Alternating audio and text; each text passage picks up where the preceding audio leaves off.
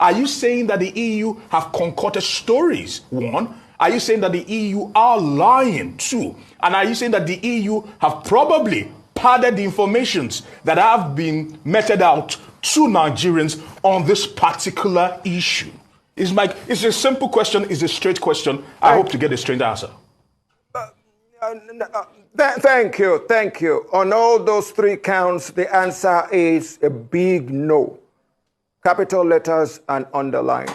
What I'm saying to you, in essence, is simple. The EU is here as an observer status. And if you listen quite well to what I said earlier when I was starting out with the belief that democracy is ours. We should learn from the process. It is a learning process. It doesn't end now, and it won't end now. And without going sub-judice, whatever it is, whatever grouse anybody has, it's in the law courts. Let's leave a little bit of that to the law courts. We're talking about the EU, EOM as we speak. My position to the average Nigerian is this. Go back in time a little bit. The EU, EOM was in America during the transition of Trump to Biden. They came up with all their observations. And at the end of the day, we had January 6th. For God's sake, that was America. That was a place we called First World. That's a place we call the epitome of democracy.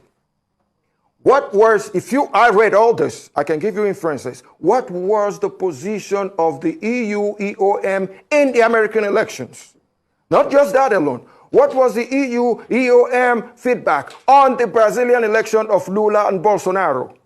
What I'm saying is this. It is Nigeria. I am a Nigerian. It is my business. It is our democracy that we're talking about here.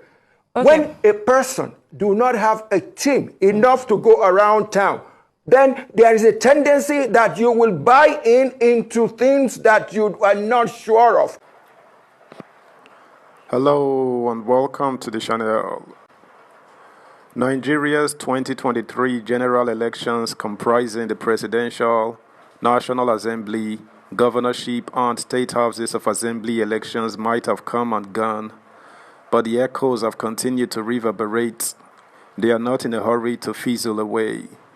Following the outcome of the elections, particularly the presidential election and the Independent National Electoral Commission's eventual declaration of the then candidate of the ruling All Progressives Congress APC, Bola Ahmed Tinubu, as the winner, tongues have been wagging and discussions have continued around the process.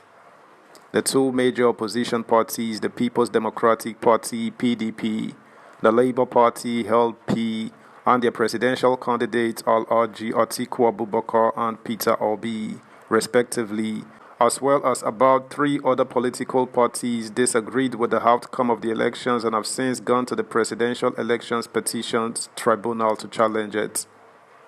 Recall that many Nigerians, particularly the youths, who trooped out in their numbers to make a change for the first time with their voters' cards, were disappointed at the level of violence that characterized the process. The elections have been described by some local and international observer missions as having fallen below the minimum standard of what free, fair, and credible elections should be.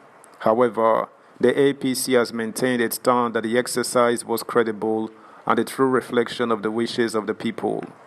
As the tribunal's decision is being awaited, the hornet's nest around discussions on the election's outcome appear to have been stirred once more with the recent release of the final report on the findings by one of the foreign elections observer missions, the European Union Election Observation Mission (EU-EOM), on the February 25th and March 18 elections.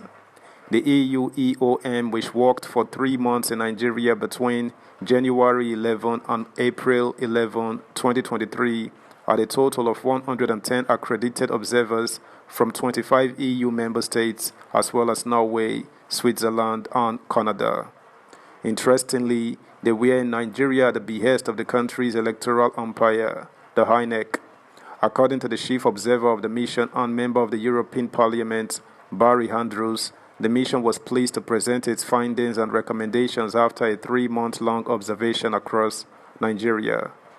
The report, which he said was in accordance with the EU EOM's usual practice, noted that shortcomings in the law and electoral administration hinder the conduct of a well-run and inclusive elections and damaged trust in the INEC. The mission, however, offered 23 recommendations for consideration by the Nigerian authorities as part of its contribution to improve the future elections in Nigeria. We are particularly concerned about the need for reforms in 6 areas, which we have identified as priority recommendations, and we believe, if implemented, could contribute to improvement in the conduct of future elections, Andrew said. According to the report, the 6 priority recommendations include the removal of ambiguities in the law, establishment of a publicly accountable selection process for the INEC members, ensuring that there is a real-time publication of and access to election results, providing greater protection for media practitioners, addressing the discrimination against women in political life, as well as addressing the impunity of the electoral officers. Andrews further reiterated the need for political will to achieve improved democratic practices in Nigeria, stressing that dialogue between all stakeholders on electoral reforms remained crucial. The European Union stands ready to support Nigerian stakeholders in the implementation of these recommendations, he submitted. The report was received with mixed reactions. While the presidency and most supporters of the ruling APC cried wolf about the report, describing it as biased and fraudulent, other well-meaning Nigerians applauded it, saying that it only corroborated what most Nigerians already knew about the elections. Since the report was released a few days ago, it has become a case of different strokes for different folks. Reacting to the report, the presidency, through the special advisor to the president on special duties, communication and strategy, Dele Alake, in a statement, dismissed it as an attempt to ridicule the Nigerian electoral system and its umpire, the INEC. However, some analysts are of the view that President Tinubu should not have bothered himself with the EU EOM's report since it did not conduct the elections.